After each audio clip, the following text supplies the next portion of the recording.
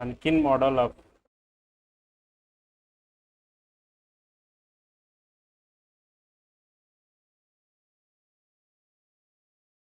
आणखीन मॉडल जो था वो मैंने बोला था कि जो वोकेशनल कोर्सेज जो होते हैं जैसे कि पॉलिटेक्निक, आईटीआई और ये सब छोटे मोटे जो कोर्स होते हैं उसके लिए ये मॉडल बनाया गया था। अनकिंग मॉडल ऑफ वोकेशनल एजुकेशन इसको बोलते हैं, या vocational training education and training, VET बोलते हैं।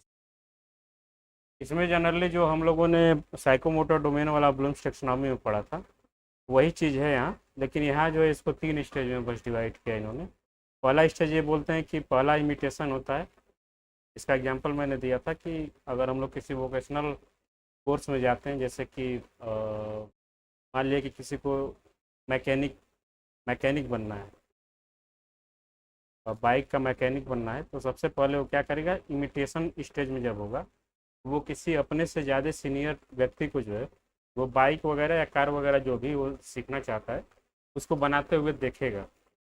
देखने के बाद क्या करेगा, दूसरा स्टेज इसका है कि वो खुद से अब कोशिश करेगा कुछ प्रैक्टिस करने का। प्रैक्टिस करने के बाद वो सबसे लास्ट में जो है उसका जो थर्ड लेवल होगा वो इन्वेशन स्टेज होगा, कि अपने नॉलेज का प्रयोग करके वो कुछ नई चीज़ों को सीखने की कोशिश करेगा, नई चीज़ों को इनोवेट करेगा। जैसे कि उसने मान लिया कि कोई एक पर्टिकुलर बाइक बनाना सीखी हो किसी एक पर्टिकुलर ब्रांड की, तो वो क्या करेगा, उससे अच्छी बाइक या दूसरे ब्रांड की बाइक जो बनाना अगर बनाने की कोशिश करता है तो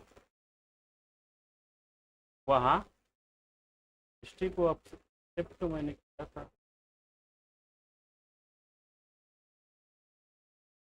ओके, तो वो क्या करेगा, वो थर्ड स्टेज में इनोवेशन वाले स्टेज में जब आएगा तो वो सारी चीज़ों को इनोवेट करेगा। वो जो हम लोगों ने जो पढ़ा था,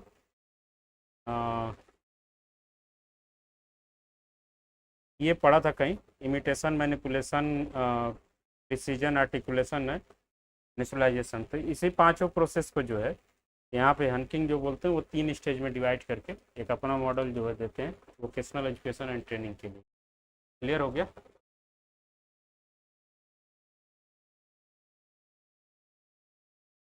आज जो हम लोगों को पढ़ना है उसमें है सबसे टीचिंग मेथड का मतलब समझ रहे हैं आप लोग, कैसे जो है अलग अलग तरीके से बच्चों को चीज़ों को पढ़ाया जाता है, ठीक, हम लोग टीचिंग मेथड बोलते हैं। जैसे इसमें सबसे पहला जो मेथड है उसको हम लोग प्रोजेक्ट मेथड बोलते हैं। प्रोजेक्ट मेथड में सबसे पहले हम लोग जानेंगे कि इसके डेवलपर कौन है, इसको बनाने वाले कौन है। तो इसको जो इन्वेंट किए थे उनका नाम था किले पैट्रिक। आपसे ये पूछा जाएगा कि who is the founder of project method in the teaching, project method of teaching, तो आपको याद रखना होगा कि किले पैट्रिक जो थे इसके फाउंडर थे। और इसमें क्या है कि according to him the project is purposeful work done wholeheartedly that take place in the social environment. ये जोर देते हैं कि बच्चों को जो है छोटे छोटे,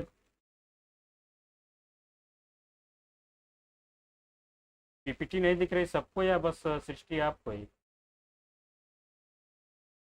आप लोगों को दिखाई दे रहा है, उमा शंकर गार्गी और आपकी तरफ, आपकी तरफ से कुछ दिक्कत है सृष्टि?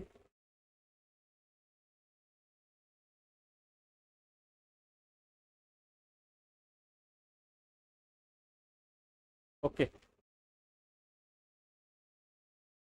एक बार जो है लीव करके फिर से ज्वाइन करिए और फ्लाइट मोड ऑन करके ऑफ करिएगा तो नेटवर्क जो है आपका सही हो जाएगा। तो इसमें जो बोलते हैं कि प्रोजेक्ट मेथड में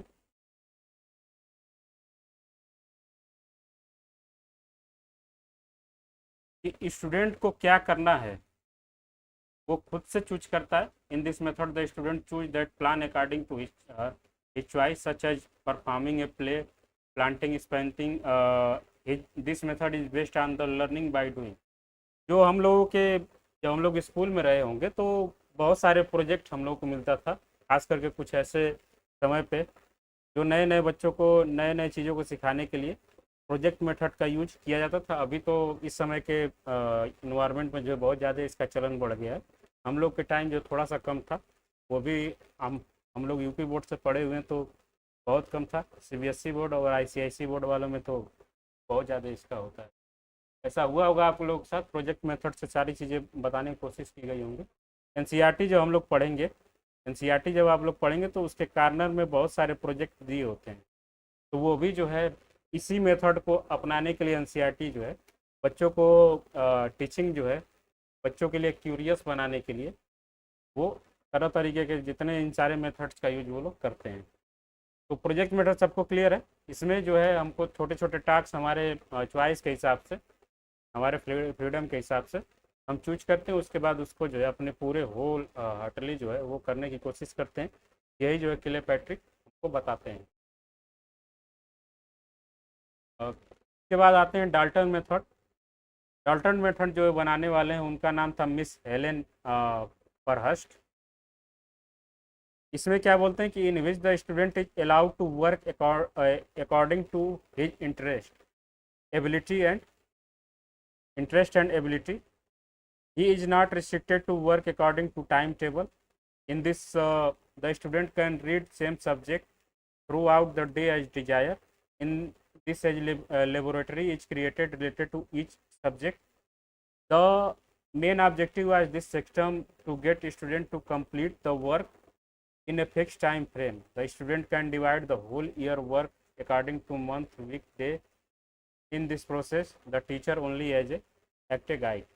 जैसे कि जब हम लोग 11th-12th में जब थे तो साइंस की खास बात करें तो उसमें हम लोगों को लेबोरेटरी का जो वर्क होता था तो उसमें क्या होता था कि हमारा जो काम था वो पूरे साल का होता था कि आज हमको लैब में जो है शनिवार को संडे को ये काम करना है, ये काम करना है। लेकिन यहाँ जो है हम फ्री हैं, फ्री होते थे कि हम लोग थियरी पार्ट जो वो पढ़ लेते थे और लैब वाला काम जो है मोस्टली हमारे तरफ क्या होता था कि लास्ट के जो 1 महीने या 2 महीने जब बचते थे एग्जाम से पहले तो उस समय उस वर्क को जो है पूरा कराया जाता था। तो डाल्टन मेथड में क्या है कि जो चीज़ें हमारी लेबोरेटरी में की जा सकती हैं उसको उसके लिए जो है ये डाल्टन मेथड यूज होता है कि हमारे पास कोई टाइम लिमिट नहीं होता है।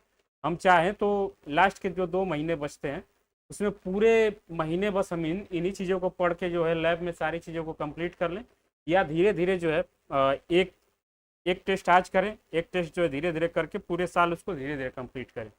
तो डाल्टन मेथड में क्या होता है कि पूरे टास्क को जो है हमारे पास छूट होता है कि हम इसको कब परफॉर्म करेंगे या कब इसको कंप्लीट करेंगे और इसमें जो है कोई टाइम की बाउंडेशन नहीं होती है।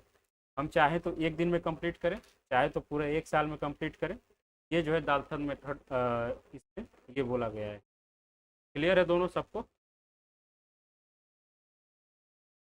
प्रोजेक्ट मेथड में एक प्रोजेक्ट दिया जाता है बच्चों को उनके चॉइस के अकॉर्डिंग। और डाल्टन मेथड में जो है लैब वाली जो चीज़ें होती हैं हमारे साथ या हम तो चाहें सारे काम को 1 दिन में कंप्लीट कर लें, चाहे तो उसको पूरे ईयर में छोटे छोटे पार्ट में जो है डिवाइड करके करें। तो ये डाल्टन मेथड है। उसके बाद आते हैं अगला जो मेथड है उसको हम लोग विनिटेका मेथड बोलते हैं। इसको जो है बनाने वाले हैं डॉक्टर कार्लटन वासवैन। सबका जो है फाउंडर का नाम हम लोग याद रखेंगे। विनिटेका मेथड को बनाने वाले कौन है? Doctor Carleton Washburne. Even in this system, there is no restriction for child to work. In this, the entire course will divide into several small units. The student study one unit thoroughly and then study the other unit. In this system, the student conduct his own test. During this time, the teacher is only the role of guide. Every child passes this process. The in this grade are given separately from the subject. This method it is necessary that student is honest. Winnetka method जो है वो Dalton method के parallel हम लोग मान सकते हैं। उसमें क्या होता था कि पूरे कोर्स को जो है हम लोग टाइम वाइज डिवाइड करते थे। अगर मन करे तो 1 दिन में कंप्लीट करें, मन करे तो 2 दिन में कंप्लीट करें, मन करे तो 1 साल में कंप्लीट करें। लेकिन विनिटेका मेथड में क्या होता है कि पूरे कोर्स को जो है हम लोग यूनिट वाइज डिवाइड करते हैं। एक यूनिट पढ़ने के बाद सेकेंड यूनिट, सेकेंड के बाद थर्ड यूनिट, थर्ड के बाद फोर्थ यूनिट, इसी तरीके से पूरा कोर्स को जो है हम लोग कंप्लीट करने की कोशिश करते हैं। और जब हम सारे यूनिट को कंप्लीट करते जाते हैं, साथ में हमारा टेस्ट वगैरह भी होते जाता है, जिससे कि हमारा कितना प्रोग्रेस हुआ है वो हमको पता चल जाए। तो ये है Winnetka method, just like Dalton method.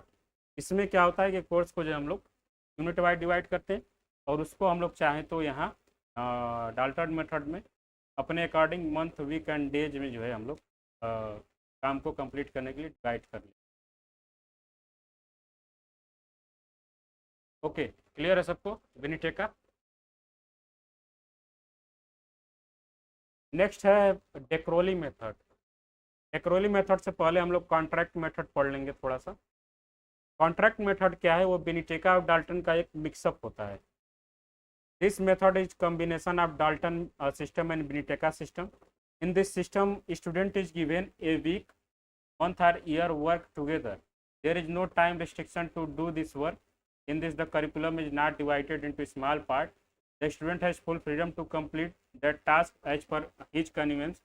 If he wants, he can complete the task ahead of time. If for some reason the student are not completed, he can complete next year also. On completion of work, the student has take to an exam. अब जैसे कि इसमें बेनिटेका और Dalton method का mix up क्यों बोला जा रहा है? क्योंकि यहाँ जो है पूरे वर्क को टाइम वाइज तो डिवाइड किया जा रहा है। अगर हम चाहें तो अपने तरीके से उसको ईयर वाइज या डे वाइज या मंथ वाइज डिवाइड कर लें। लेकिन डाल्टन मेथड जो था, वहाँ हम लोगों को पता है कि कोई टेस्ट नहीं हो रहा है, तो उसको अगर हम लोग क्वालिफाई नहीं करें तो आगे नहीं बढ़ पाएंगे। यहाँ कॉन्ट्रैक्ट मेथड में क्या है कि यहाँ डाल्टन मेथड का सिस्टम लिया गया है कि यहाँ कोई टाइम का रिस्ट्रिक्शन नहीं है, टाइम वाइज सारी चीज़ों को डिवाइड कर लेंगे।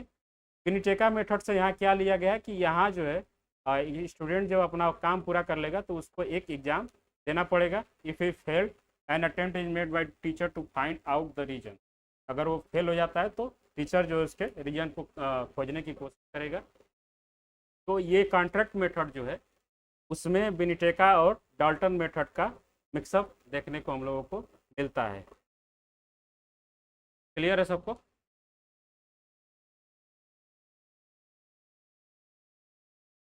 बताइए। ओके, आप लोगों को गार्गी ये निधि और रूमा पसंद है?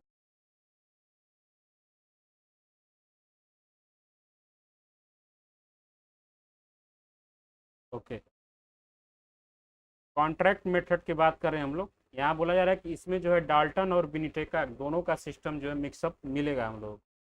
डाल्टन से इसमें क्या सिस्टम लिया गया है कि स्टूडेंट अगर चाहे तो अपने पूरे वर्क को टाइम वाइज जो है डिवाइड कर सकता है छोटे छोटे पार्ट में। और विनिटेका मेथड से क्या लिया गया है कि स्टूडेंट अगर पूरे वर्क को कंप्लीट कर लेता है तो वहाँ जो है उसको एक अटेम्प्ट जो है एग्ज़ाम देना पड़ेगा। अगर वो पास होता है तो ठीक है, फेल होता है तो टीचर जो है फिर से सारे प्रोसेस को रिपीट करेगा और उसको जो है क्वालिफाई करना जो है ज़रूरी माना जाता है। ये कॉन्ट्रैक्ट मेथड है। इसका बहुत बेहतर एग्जाम्पल हम लोग देख लेंगे कि वैसे जो ड्राइविंग लाइसेंस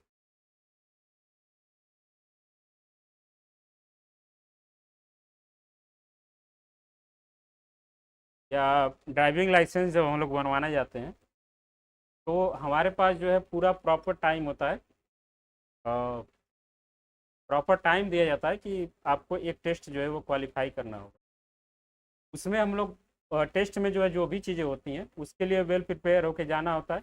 अगर वहाँ हम लोग अच्छे से परफॉर्म कर दिए तो हम लोग को पास कर दिया जाएगा और डीएल ड्राइविंग लाइसेंस जो हमको दे दिया जाएगा। अगर हम लोग वहाँ फेल हो जाते हैं तो हमें फिर से जो है थोड़ा सा मेहनत करना होगा, उसे जो है क्वालिफाई करने की कोशिश करना होगा। अगर खास करके बोला जाए तो अगर एक तरीके से देखा जाए तो नेट और जेआरएफ का जो एग्ज़ाम होता है, अगर उसमें हम लोग थोड़ा सा एग्जाम्पल लेना चाहें तो इसको भी ले लेते हैं कि पूरे 3-4 महीने में जितना भी चीज़ें हमको पढ़ना होता है तो हम लोग पढ़ते हैं, उसके बाद टेस्ट देते हैं। अगर क्वालिफाई हो गए तो ठीक है, अगर हम लोगों ने फेल कर दिए फेल हो गए, नहीं क्वालिफाई हो पाए, तो फिर से उसी प्रोसेस को रिपीट करना होता है। अब क्या, अब है क्लियर? ओके। सबसे बढ़िया मेथड है डेक्रोली मेथड। डेक्रोली मेथड को बनाने वाले जो है वो हैं वही डेक्रोली। का सबसे बेहतर एग्जांपल है कि सीएससी बोर्ड हो या आईसीएससी बोर्ड हो, तो हम लोग देखते हैं कि सेशन या सेक्शन सिस्टम चलता है। A section, B section, C section, D section और एफ। ऐसा माना जाता है कि जो सेक्शन ए के बच्चे होते हैं वो सबसे ब्रिलियंट, पढ़ने में सबसे तेज होते हैं, और सेक्शन एफ वाले जो होते हैं वो सबसे कमज़ोर होते हैं पढ़ने में। ऐसा सच में होता है? बताइए, गार्गी और सृष्टि।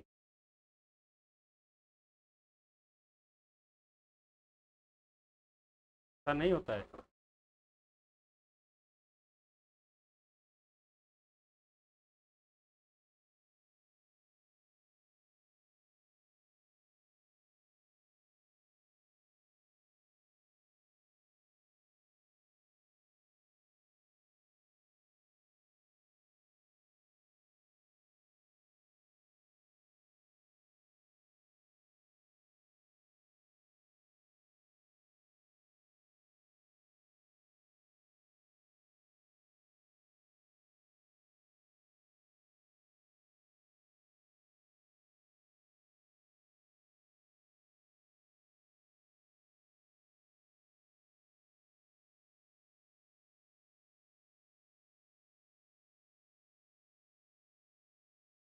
नहीं नहीं, मैं जो पूछ रहा हूँ वो बताइए कि ऐसा होता है सच में, ऐसा माना जाता है?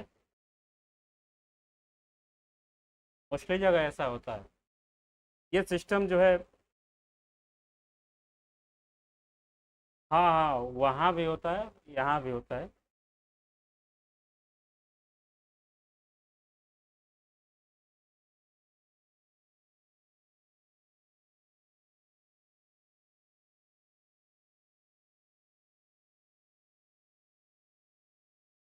हम्म।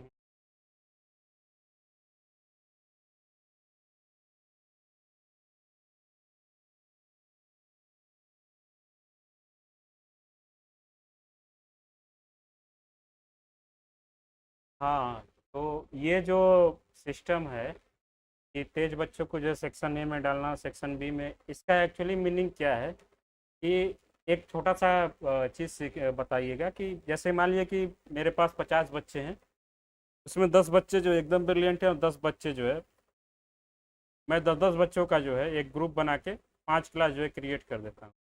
पांचों बच्चों जो, पांचों क्लास जो है हमारे 5 माइंड सेट के हैं। का IQ लेवल मान लेता हूँ कि 100 है, इनका 90 है, इनका जो है 80 है, इनका 70, इनका 60 है।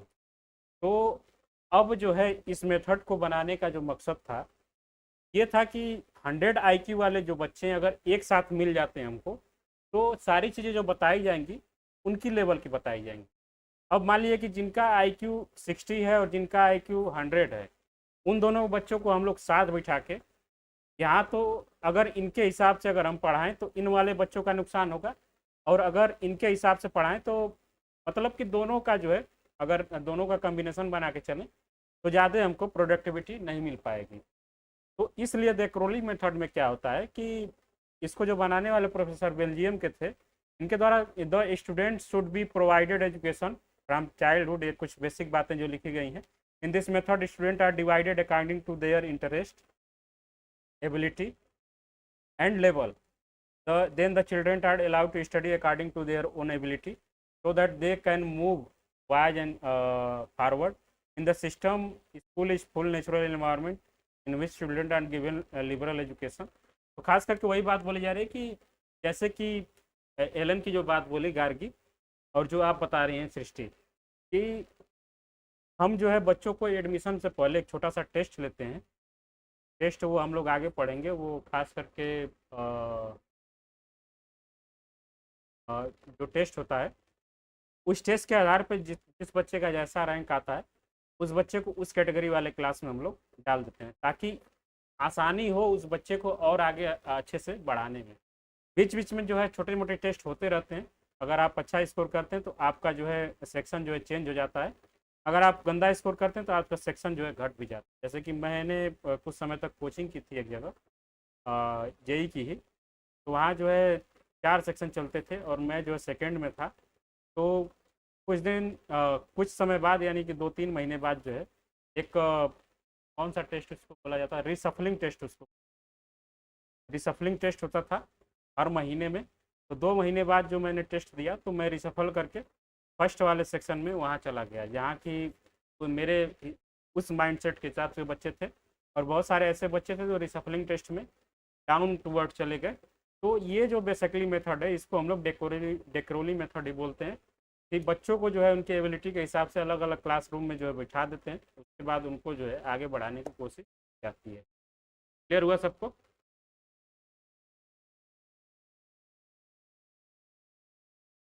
इसके बाद नेक्स्ट है जो उसको लोग एक्टिविटी मेथड बोलते हैं।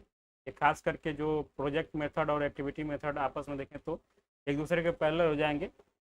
Action plan is basically not a plan but only the part of teaching process. The teacher want to activism of a student in the his class. Unless a student asks the teacher a question related to the syllabus, the teacher is not satisfied. In this method, the teacher observes the action of a student. In this method, it is necessary to take care that the student should be assigned action according to his mental level. According to use of this method, सुचैन explain करते हैं कि action plan method is used when the some kind of action is done by children to further learning goal in a subject. अब इसमें क्या होता है कि प्रोजेक्ट मेथड में हम जो है बच्चों को उनके हिसाब से जो है उनके पसंद के हिसाब से प्रोजेक्ट अलॉट कर देते हैं और वो जो है अपने पूरे होल हार्ट से जो है वो करने की कोशिश करते हैं। एक्टिविटी मेथड में क्या होता है कि बच्चों को जो है काम जो है उनके हिसाब से नहीं दिया जाएगा, काम जो है वो है सबके लिए। अब देखा जाता है कि इस एक पर्टिकुलर काम पे जो है जो भी क्वेश्चन है या जो भी वर्क दिया गया है उसमें बच्चे अपने माइंड सेट के हिसाब से कैसे कुछ एक्टिविटी करते हैं। जैसे कि सबसे बोला जाएगा कि आपको जो है एक मैंगो की पेंटिंग बनानी है, तो वही बोल देते हैं कि सबका पेंटिंग जो है एक जैसे नहीं होगा, लेकिन हमको अगर पता है कि इस बच्चे की पेंटिंग में जो है दिलचस्पी बढ़िया है तो वहाँ जो है उस बच्चे की पेंटिंग जो है सबसे बढ़िया होनी चाहिए। तो ये चीज़ जो है वो हम लोग देखते हैं। इसी तरीके से मैथ में अगर कोई क्वेश्चन पूछा जा रहा है तो कई बार क्या होता था कि हमारे क्लास में जो है कुछ ऐसे स्टूडेंट थे जिनको ये पता था कि कोई बच्चा आंसर दे या ना दे, लेकिन ये बच्चा जो है अगर मैं कोई क्वेश्चन पूछता हूँ तो ये जो है आंसर दे देता है। लेकिन कुछ समय कुछ टाइम ऐसा होता था कि वो बच्चा भी आंसर नहीं दे पाता था, टीचर जो थोड़ा सा सरप्राइज होता था कि तुमको भी नहीं आ रहा है, या ऐसा कुछ करके वो उसको मोटिवेट करता था कि तुमको तो आना चाहिए, तुम पढ़ने में इतना तेज हो। तो ये जो है बेसिकली क्या है, एक्टिविटी मेथड है। क्लियर है सबको?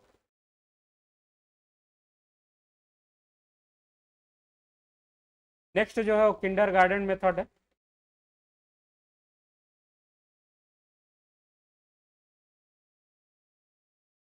रुचि को नहीं, रुचि तो प्राइवेट उसमें हम लोग देख सकते थे कि जो प्रोजेक्ट मेथड था उसमें, इसमें जो है बच्चे के एक्टिविटी पे टीचर जो है ध्यान देता है कि ये अपने माइंड के हिसाब से जो है एक्टिविटी कर रहा है या नहीं कर रहा है। अभी जो मैंने एग्जांपल दिया कि अगर कोई क्लास में ब्रिलियंट बच्चा है तो टीचर को ये पता होगा कि ये मैं इस तरीके से समझाऊंगा तो इसको आ जाना चाहिए समझ में। उसी तरीके से उस क्लास में अगर कोई थोड़ा सा लो माइंड सेट का भी बच्चा है तो टीचर को ये पता होगा कि इस बच्चे को किस तरीके से समझाना है। तो अपने माइंड के लेवल के हिसाब से बच्चे एक्टिविटी करते हैं क्लास में, जो टीचर को जो है थोड़ा सा बोले तो हेल्प करता है बच्चों को पढ़ाने में। रुचि वाला जो आप बोल रहे हैं वो प्रोजेक्ट मेथड में था कि आपकी जैसी रुचि है, जो करना चाहते हैं करिए, अपने हिसाब से वर्क ले लीजिए। क्लियर है? किंडर गार्डन सभी लोग सुने होंगे, ये जो इसको बच्चों का बागीचा बोला जाता है। द ओरिजिनेटर अब इसके जो बनाने वाले व्यक्ति हैं उसको हम लोग फ्रोबेल बोलते हैं। This word kindergarten means children's garden. According to Froebel the teacher is a gardener and child is a plant. He says the children are an underdeveloped plant that thrives under the supervision of a teacher like gardener in this system the child is not burden with books but is allowed to laugh, play, speak, move freely in the this method children learn with playful manner. Garden अगर school हम लोगों ने कभी देखा हो तो वहाँ जो है बहुत सारे एक्टिविटी के संसाधन होते हैं, बच्चों के खेलने वाले संसाधन होते हैं, बहुत सारे जो है मैथमेटिकल मशीनें, बहुत सारे मैथमेटिकल टॉयज होते हैं, जिससे जो है बच्चे बहुत अच्छे से खेलते हैं और मज़े से जो है बहुत सारी चीज़ों को सीखते हैं। तो ये जो मेथड है इसको हम लोग किंडर गार्डन मेथड बोलते हैं।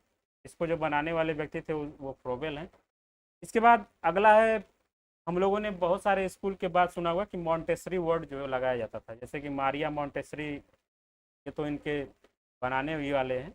खास करके ये जो है ईसाई स्कूलों को अगर देखा जाए तो उसमें मॉन्टेसरी एक स्कूल का क्या बोलें तो कैटेगरी होती है, जिसमें खास तरीके के बच्चों को जो है पढ़ाया जाता है। जैसे कि यहाँ देखा जाए तो इन ये famous system of teaching of young children, this system started by Maria Montessori. This method is very important for mentally retard children. जो बच्चे थोड़े से मेंटली तरीके से कमज़ोर होते हैं उनके लिए जो है ये मेथड जो है बहुत इंपॉर्टेंट हो सकता है। It is based entirely psychological principle, freedom, self discipline, proper use of senses and are basic of the education.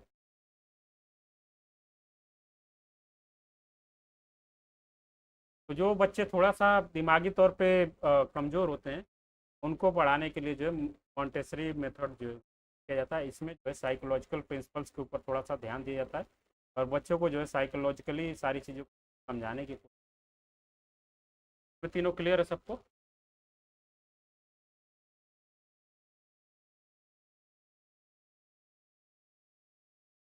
इसके बाद आते हैं ह्यूरिस्टिक मेथड। ह्यूरिस्टिक मेथड जो है बेसिकली साइंस स्ट्रीम के बच्चों पे ज़्यादा वर्क करता है। इसमें क्या है कि this the father of this method is Armstrong जो थे वो थे। The heuristic method means I have discovered this method children study themselves through various means. For this, children, teacher, inspector take the help of various instruments and book. This method is especially beneficial in science. This method lead to positive increase in the child's curiosity tendency. The method is helpful to keeping the child active.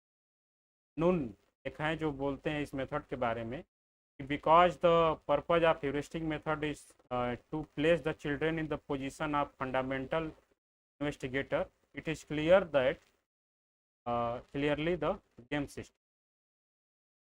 Heuristic method में क्या होता है कि जैसे कि बच्चे जो होते हैं, जब हम लोग छोटे थे या साइंस के कुछ ऐसे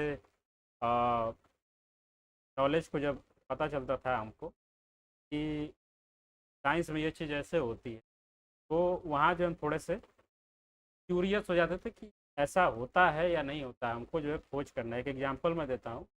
मेरे एक भैया थे, बड़े भाई थे, तो जब पहली बार ये पता चला कि जो 100 वाट का बल्ब आता है, तो येलो वाला बल्ब आप लोगों ने देखा होगा, वो काफ़ी देर से अगर चल रहा है तो फिर अगर हम लोग पानी का छींटा मार दें वो बल्ब जो है ब्लास्ट कर जाता है। ये इनको जब उनको पहली बार जब पता चला तो वो बहुत ज़्यादा क्यूरियस हो गए। वो बोले कि I have to discover, I have to investigate. और वो गए, बल्ब चल रहा था बहुत देर से और वो जो इस पर पानी का छींटा मार दिए, बल्ब जो है ब्लास्ट किया और एक कांच का टुकड़ा जो उनके आँख में आके लग गया, जिससे कि उनकी आँख जो है थोड़ी सी डिस्टर्ब हो गई लाइफ टाइम के लिए। तो ये जो है ह्यूरिस्टिक मेथड है। कई बार जो है बच्चे थोड़े से परेशानी में भी आ जाते हैं, ऐसा हम लोगों के साथ भी हुआ हुआ कभी ना कभी। क्लियर है सबको?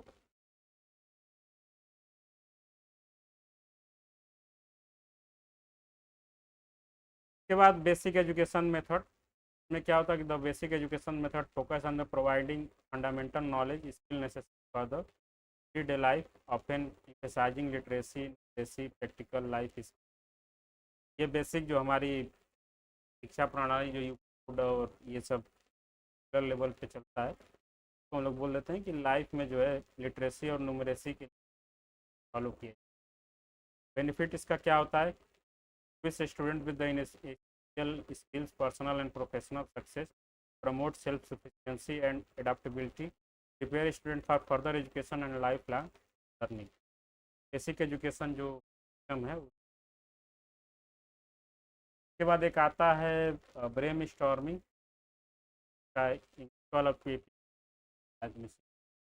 ब्रेन स्टॉर्मिंग को मैंने एक बार बताया था, किसी को याद है?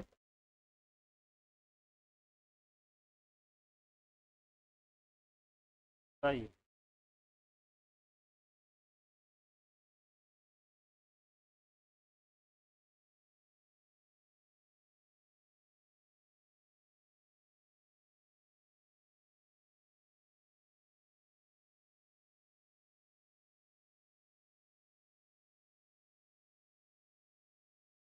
बहुत अच्छा। यहाँ हम लोग देख रहे हैं कि इसको ब्रेन स्टॉर्मिंग या मानसिक उद्वेलन विधि या मानसिक झंझावट, ऐसा मानसिक तूफान करके कुछ। इसमें क्या होता है कि ऐसी विधि है जिसमें अधिगमकर्ता के मस्तिष्क में किसी समस्या के समाधान हेतु विचारों या समाधानों का इस, जैसे कि जो हिंट्स होते हैं,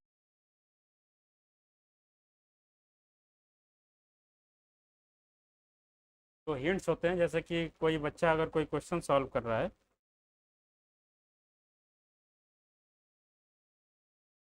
तो वहाँ जो टीचर जो होता है उसको थोड़ा बहुत जो हिंट देता है, ऐसे इसके जगह ये करो, तो वो बच्चे के मन में जो है वो सारी चीज़ें क्रिएट होती हैं।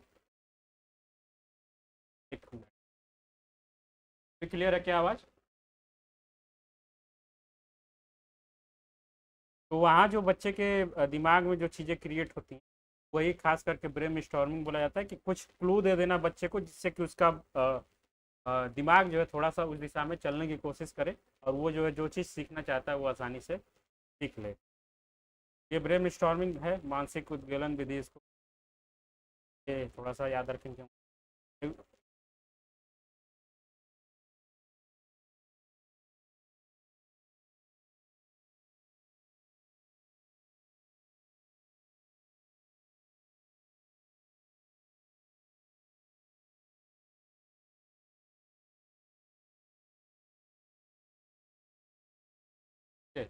अभी क्लियर है क्या आवाज़? ये सबको क्लियर है पीछे के ब्रेन स्टॉर्मिंग या फिर ब्रेस्टिक मेथड, बेसिक एजुकेशन मेथड? किसी में किसी को दिक्कत हो तो एक बार फिर से मैं पूछ रहा हूँ, बता दीजिए। ये तो हम लोग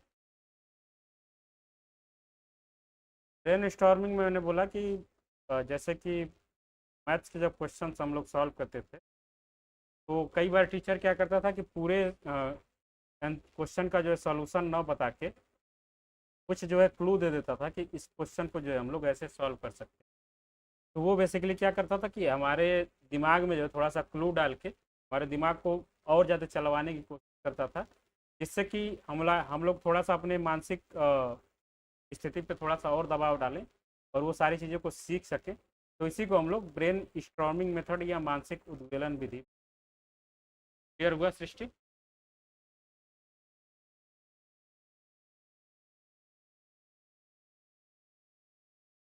अब हम लोग देखते हैं कि इंपॉर्टेंट मेथड ऑफ इंस्ट्रक्शन। अब ये जो है थोड़ा सा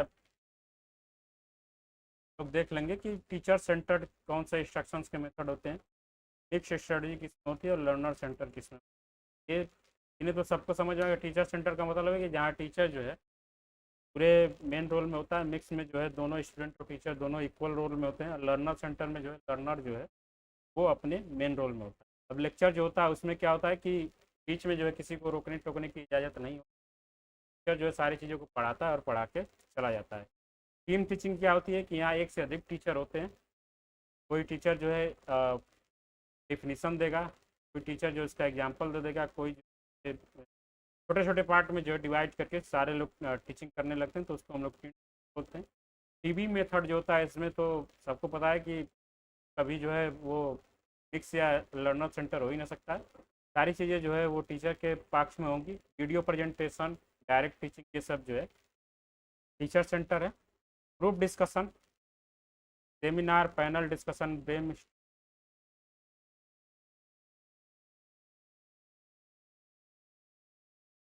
टीवी टीचर सेंटर कैसे होगा? टीवी हम लोगों ने अगर सुना होगा तो आगे पढ़ेंगे स्वयं के बारे में। स्वयं प्रभा एक टीवी चैनल है या टीवी इनिशिएटिव है जिसपे जो है लगभग 40 के आसपास, हाँ, वो हैं चैनल्स हैं। पे अलग अलग स्टूडेंट अलग अलग सब्जेक्ट से जो है क्लासेस जो है वो गवर्नमेंट के द्वारा चलाई जाती हैं। तो वहाँ स्टूडेंट जो है वो टीवी के सामने बैठा है तो वो में जो है इंटरफेयर करेगा कैसे। वहाँ जो है सारी चीज़ें टीचर आसानी से बोलेगा और बोल के चला जाएगा। स्टूडेंट जो है अगर समझ में आए तो ठीक है, नहीं समझ देखेगा। क्लियर हुआ। इसी तरीके से मिक्स्ड स्टडीज में group discussion, seminar, panel discussion, brain storming, project word और सिमुलेशन। सिमुलेशन पता है किसी को क्या होता है?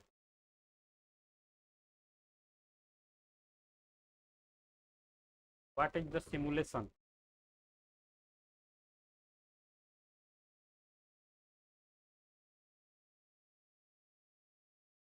अनुकरण।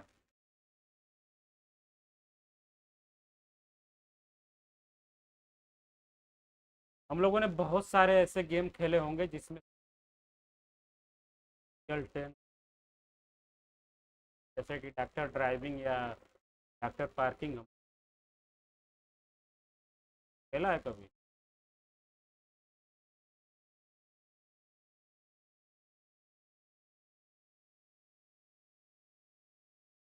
हाँ बिल्कुल, बेशक आप सही बता रही हैं कि रियल लाइफ कंडीशंस को हम लोग जब आर्टिफिशियली क्रिएट करने की कोशिश करते हैं तो हम लोग सिमुलेशन बोलते हैं। स्टूडेंट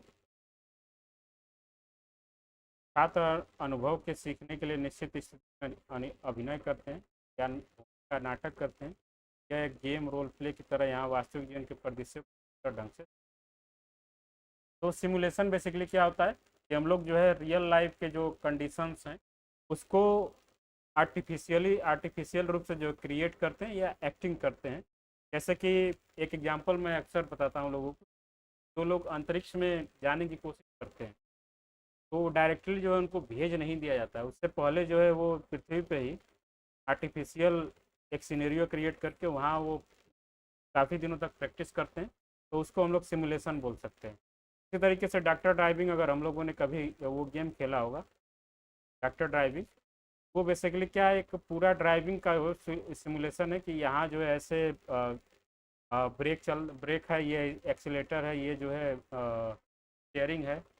तो हम लोग जब सिमुलेट करते हैं तो जस्ट लाइक फील आता है जो वो रियल ड्राइविंग का ही आता है, तो उसको हम लोग सिमुलेशन बोलते हैं। बाकी कोई इसमें अगर किसी को नहीं समझ में आ रहा तो बताइए। मिक्स स्ट्रेटजी में group discussion, seminar, panel discussion. Panel discussion क्या होता है? एक जो है स्टूडेंट होता है और बहुत सारे जो है से जो है बातचीत करने वाले लोग होते हैं, तो हम लोग पैनल डिस्कशन बोलते हैं। जैसे कि जो इंटरव्यू वगैरह होता है वो बेसिकली पैनल डिस्कशन का ही एक हिस्सा होता है। क्लियर है?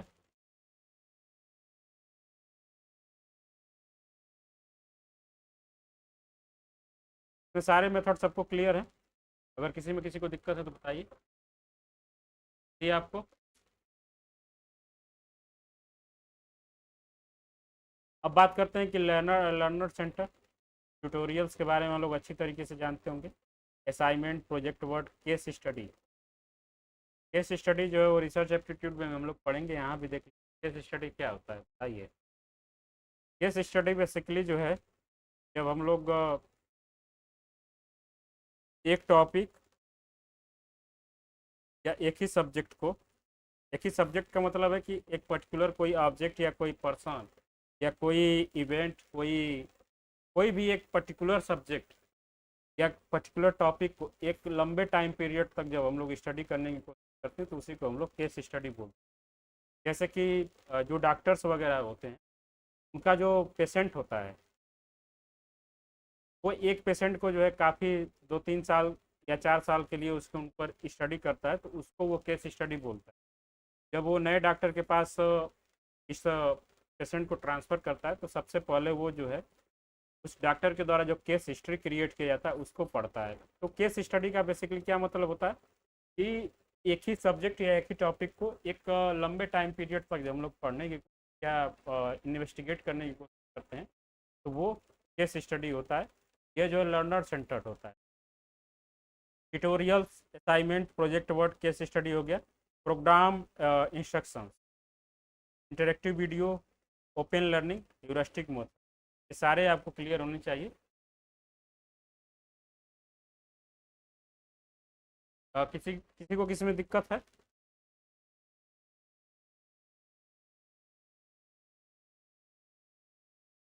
प्रोग्राम में इंस्ट्रक्शन में थोड़ा सा दिक्कत हो सकता है आपको, एक बार मैं बता देता हूँ। जैसे कि कई बार क्या होता है कि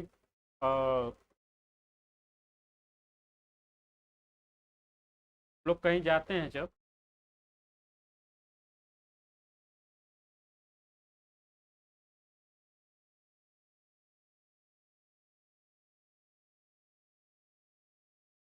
प्रोग्राम इंस्ट्रक्शन में बता रहा था, तो जैसे कि जब हम लोग हाईवे वगैरह पे चलते हैं या किसी भी रोड पे जब चलते हैं, हम लोग देखते हैं कि अगल बगल जो है बहुत सारे ऐसे इंस्ट्रक्शंस जो है वो लगे होते हैं।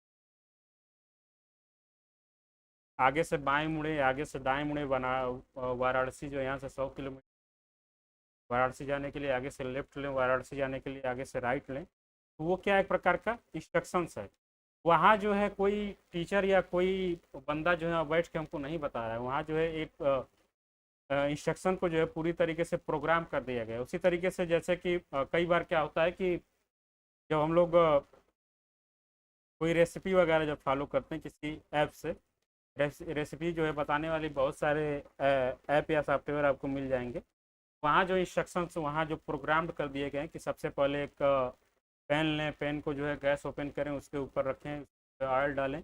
ये सब क्या एक प्रकार का प्रोग्राम्ड इंस्ट्रक्शंस हैं, जो एक बार जो है किसी ने बच्चे से प्रोग्राम कर दिया है और वहाँ जो है अपने हिसाब से सारी चीज़ों कर रहे हैं। इसमें हम लोग कुक बुक को भी एक प्रोग्राम इंस्ट्रक्शन मान सकते हैं। इंटरेक्टिव वीडियो बताना ही नहीं, ओपन लर्निंग बताना ही नहीं, ह्यूरिस्टिक मेथड हम लोगों ने पढ़ लिया। तो ये सारी चीज़ें जो है हमको देखनी होगी।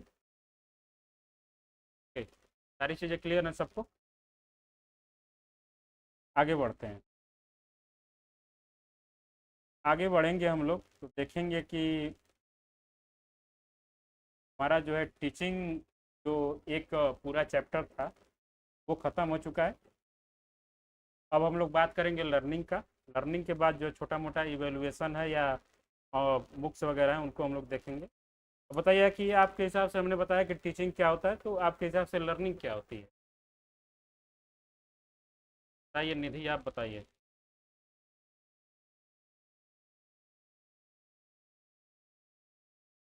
बहुत अच्छा।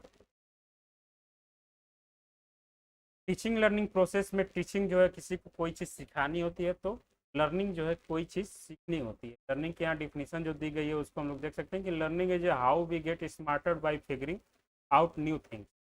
जो जैसा कि निधि ने बताया कि नई चीज़ों को सीखना, like how to ride a bike, how to read, वही सारी चीज़ें जो है हम बोल सकते हैं कि कोई अगर नई बिहेवियर, नए टेक्निक या नए नॉलेज को अगर हम लोग गेन करते हैं, वो जो है एक प्रकार का लर्निंग होता है।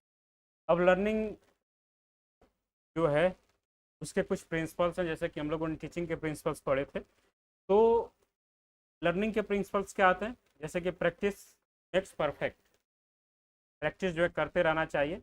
रिपीटिशन हेल्प रिमेंबरिंग, अगर कोई चीज़ हम लोग सीख चुके हैं तो उसको हम लोग अगर रिपीट करते रहेंगे तो वो चीज़ हमें बहुत लंबे समय तक याद रहेगी। लर्निंग बाय डूइंग, हमेशा जो है अगर हम लोग करके सीखना, कुछ करते हुए अगर सीखते हैं तो वो जो है एक परफेक्ट लर्निंग प्रोसेस जो है वो हो।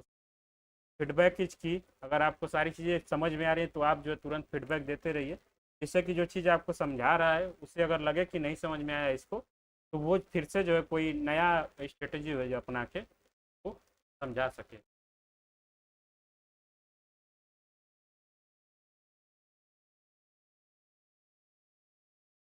ये दिख रहा है सबको ना?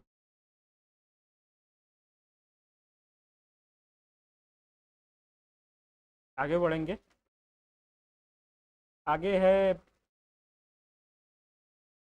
Meaningful connection, context matter, motivation fuel learning, punching information, different learning style, reflection enhance. इसमें क्या है मीनिंगफुल कनेक्शन? अगर हम कई सारी चीज़ों को सीख रहे हैं एक साथ, तो एक चीज़ को अगर हम लोग दूसरे चीज़ से कनेक्ट करके जब सीखना शुरू कर देते हैं तो वो जो है हमारे लर्निंग को और ज़्यादा बेहतर बना देता है। इसमें जो है कॉन्टेक्स्ट मैटर, कि हम कोई चीज़ क्यों सीख रहे हैं और किस लिए सीख रहे हैं। अगर हमको पूरा कॉन्टेक्स्ट पता है तो लर्निंग जो है वो वहाँ ज़्यादा बेनिफिशियल होगी, बहुत ज़्यादा आसान हो जाएगी। मोटिवेशन फ्यूल्स लर्निंग, हमें जो है पूरे लर्निंग और टीचिंग प्रोसेस के दौरान जो है मोटिवेट होना चाहिए और क्यूरियस होना चाहिए, जिससे कि अगर कोई चीज़ समझा रहा है कोई तो हमें अच्छे से समझ सके। कंचिंग इन्फॉर्मेशन का मतलब है, चंकिंग या कंचिंग जो भी, क्या क्या मतलब है कि अगर हमें कोई इंफॉर्मेशन अगर कोई प्रोवाइड करा रहा है तो हमें कोशिश करना चाहिए कि सारे इंफॉर्मेशन को जस का तस जो है लर्न करने की कोशिश नहीं करनी चाहिए। सारे इंफॉर्मेशन को छोटे छोटे पार्ट में डिवाइड करके, छोटे छोटे टुकड़ों में डिवाइड करके उसको जो है डाइजेस्ट करने की कोशिश करनी चाहिए। वही है कंचिंग इन्फॉर्मेशन, चंकिंग या जो है breaking down large amount of information into smaller manageable chunks, makes learning more digestible and easier to process, organizing information into meaningful patterns, category in comprehension and तो ये जो बेहतर हो सकता है किसी के लिए। डिफरेंट लर्निंग स्टाइल को जो है अपनाना चाहिए, कभी लिख के पढ़िए तो कभी चल के पढ़िए, कभी जो है फ़ोन से पढ़िए तो कभी कंप्यूटर से पढ़िए।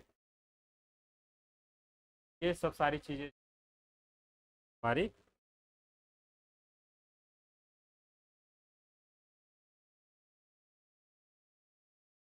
चलती रहेंगी। आगे है रिफ्लेक्शन इनहेंस लर्निंग। अगर हम कोई चीज़ सीख रहे हैं तो समय के साथ अगर उसको रिफ्लेक्ट कर रहे हैं, किसी और को समझा रहे हैं या किसी और को बता रहे हैं तो वहाँ जो है हमारी सारी चीज़ें और ज़्यादा क्लियर हो जाएंगी।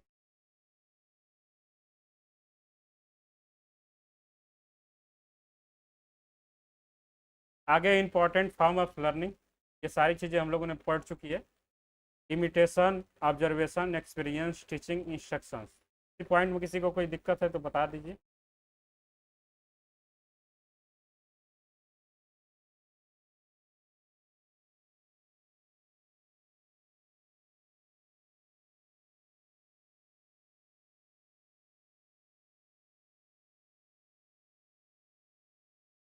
सारी चीज़ें क्लियर है सबको इसमें, या कोई चीज़ नहीं समझ में आ रहा है? इमिटेशन देख के सीखना, या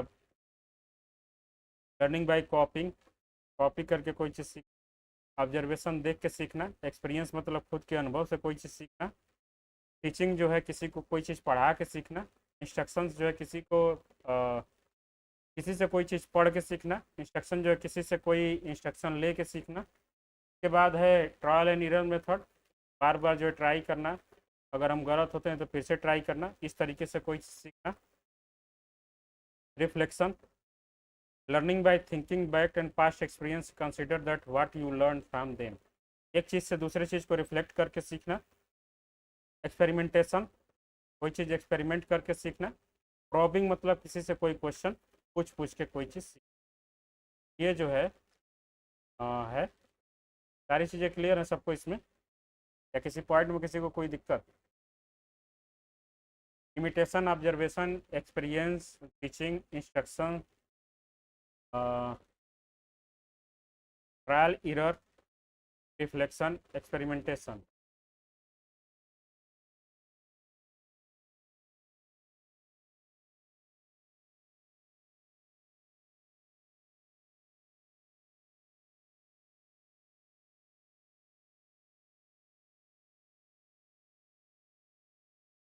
ओके,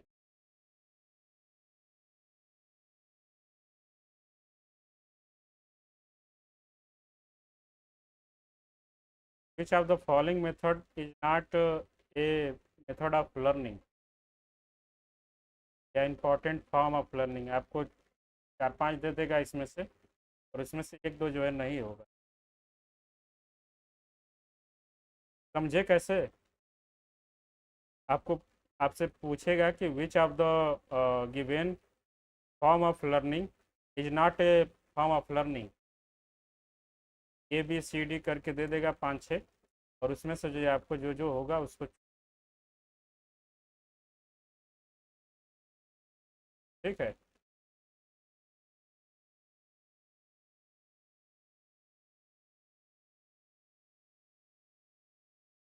आगे बढ़ेंगे, condition of good learning.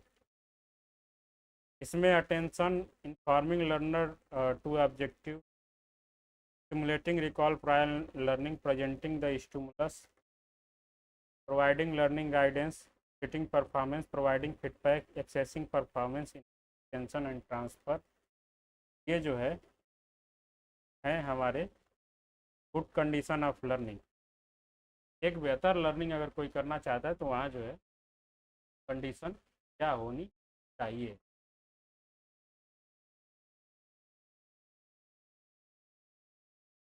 Attention, informing learner of the objective, ये दोनों क्लियर है। स्टिमुलेटिंग प्रायर नॉलेज, ये भी क्लियर है।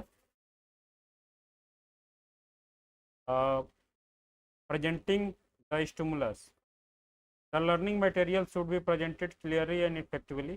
जो भी चीज़ें आपके पास जो प्रोवाइड कराया जाए टीचर के द्वारा, क्लियर हो और इफेक्टिव हो। Whether it is through lecture, demonstration, visual, multimedia presentation facilitate understanding and engagement. ये सब जो है एक गुड लर्निंग है कि कंडीशन उसकी क्या होनी चाहिए। इसके बाद है प्रोवाइडिंग लर्निंग गाइडेंस, समय समय पे गाइडेंस जो है देते रहना चाहिए। Eliciting performance, providing feedback, assessing performance, enhance retention and transfer. ये पांचों जो है क्लियर है।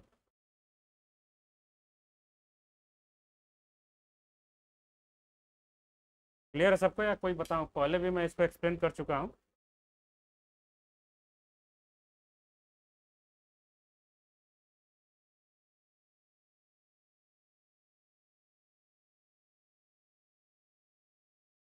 ओके, आगे बढ़ते हैं। आगे हमको देखना है कि पॉजिटिव लर्निंग इन्वायरमेंट क्या क्या हो सकता है। Physical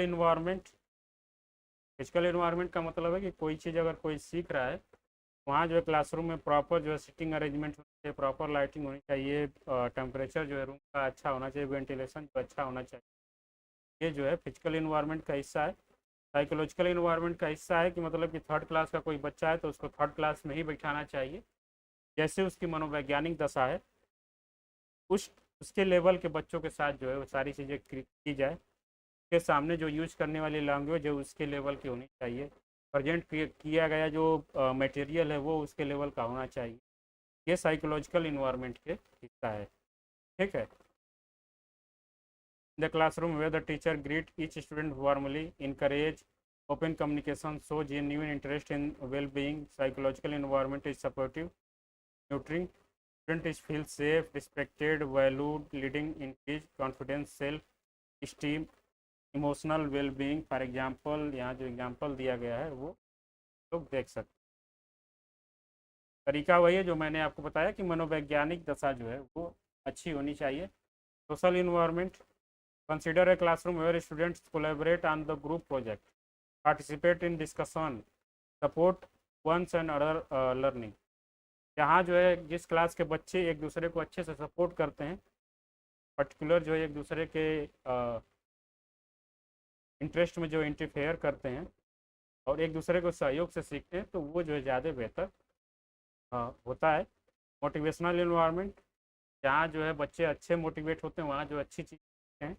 understanding individual difference, class में सभी बच्चे जो एक लेवल के नहीं होते हैं, तो सारे बच्चों के जो है हमको जानना चाहिए कि कौन से बच्चे के अंदर जो है क्या एबिलिटी है वो होना चाहिए। आगे बढ़ेंगे जब, major step in learning process, acquisition of information, understanding and comprehension.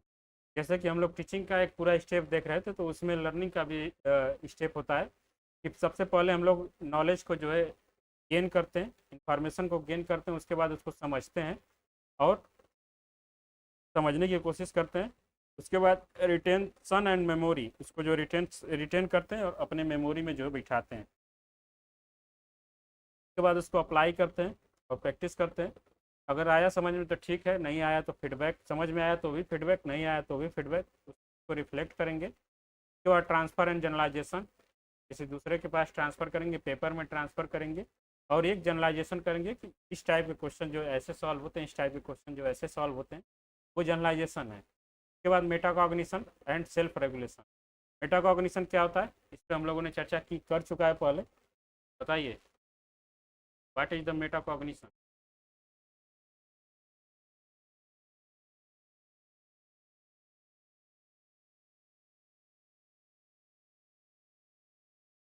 पता है किसी को? मेटाकॉग्निशन क्या होता है? मैं बोला था कि cognition of cognition, how to gain knowledge, किसी ज्ञान को कैसे पाना है, ये भी अपने में एक ज्ञान है। वही जो है मेटाकॉग्निशन होता है। यही जो है मेटाकॉग्निशन होता है। तो वो जो है सबसे लास्ट हिस्सा होता है। जब हमें परम सत्य की ज्ञान हो जाएगी तो हम लोग उस स्टेज में चले जाएंगे, मेटाकॉग्निशन में। क्लियर है सबको सारे पॉइंट्स?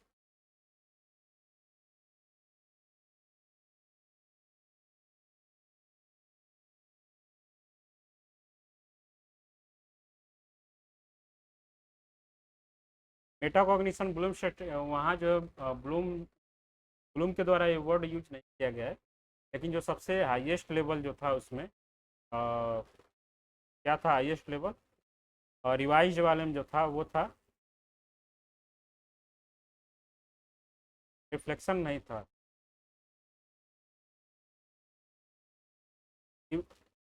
इवेल्युएशन, एस ई था। और एक में जो है सबसे ऊपर जो है क्रिएटिंग था। रिवाइज वाले में इवेल्युएशन जो है वो ओरिजिनल वाले में था, और क्रिएटिंग जो है वो हमारे रिवाइज वाले में था। तो जो क्रिएटिंग वाला जो फेज है, वो अगर बोलें तो वो मेटाकॉग्निशन वाले फेज को हम लोग, ठीक है। लेकिन ये जो है मेटाकॉग्निशन वर्ड जो है तुमसे, ठीक है। आज की क्लास में हम लोग यहाँ तक जो है रहने देते हैं।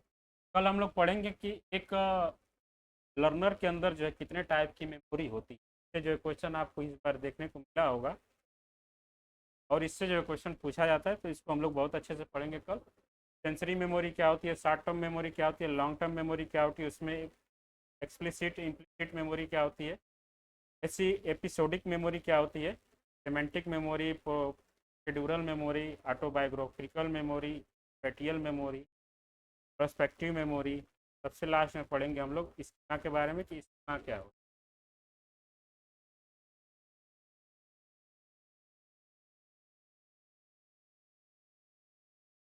10 मिनट बढ़ा सकते हैं, ठीक है। अभी जो है फिलहाल इतना ही रहने देते हैं, कल देख लेंगे बाकी चीज़ें।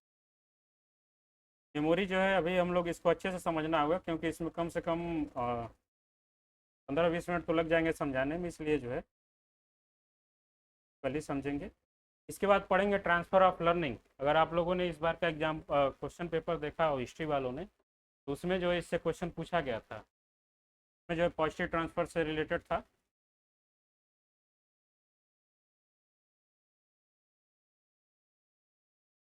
पॉजिटिव ट्रांसफ़र से रिलेटेड क्वेश्चन था कि एग्जाम्पल भी लगभग वही दिया गया था जो मैं यहाँ यूज, ये भी जो है बहुत इंपॉर्टेंट है। अभी पिछले 2 बार से जो है पूछा जा रहा है।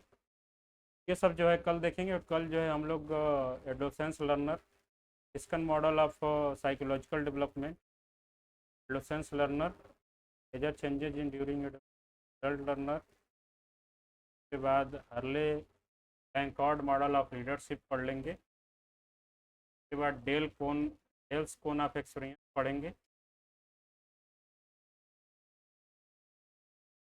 ठीक है। फिर हम लोग कल की क्लास में ये जो है क्लास